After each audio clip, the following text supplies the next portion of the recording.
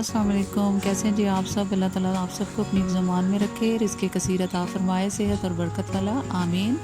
तो जनाब आज मेरे किचन में बन रहा है चना पुलाव। बहुत ही सादा और आसान सी रेसिपी है, आपके साथ भी शेयर कर रही हूँ और बहुत ही मज़ेदार ये रेसिपी बनती है। तो आप भी मेरे साथ रहिए और रेसिपी को मेरे साथ एंड तक देखिए। आप सबका बेहद शुक्रिया।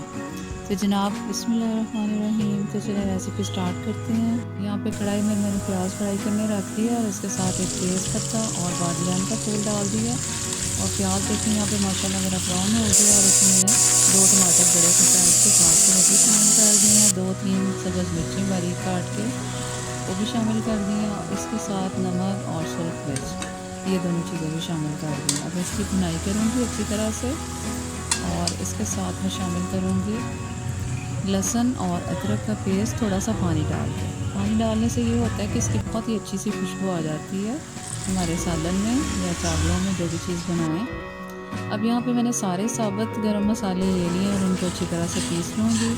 यहाँ पर देखिए माशाल्लाह से मसाला हमारा बहुत अच्छी तरह से भुन गया है और जो मसाले मैंने पीस के रखे थे वो आधा इस टाइम पे मैंने डाल दिया। उसके साथ दही भी शामिल कर दिया। इन दोनों चीज़ों को मसाले के साथ अच्छी तरह से भुनेंगे ताकि इनका जायका जो अच्छी तरह से रच बस जाए।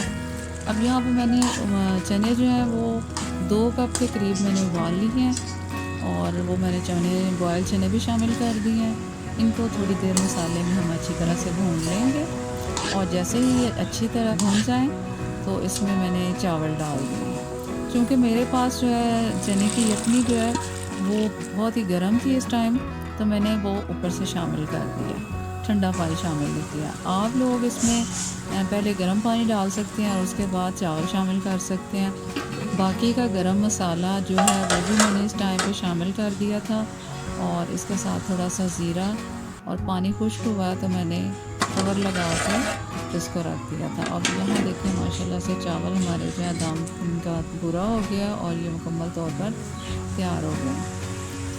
और देखिए माशाल्लाह से ज़बरदस्त ही खुशबू आ रही है चावलों में से। बहुत ही प्यारे और ख़ूबसूरत चावल तैयार हुए हैं हमारे। रायते के साथ ज़ीरा डाल के आप रायता बनाएं और इसके साथ पेश करें और माशाल्लाह से ज़बरदस्त चावल हमारे तैयार हो गए।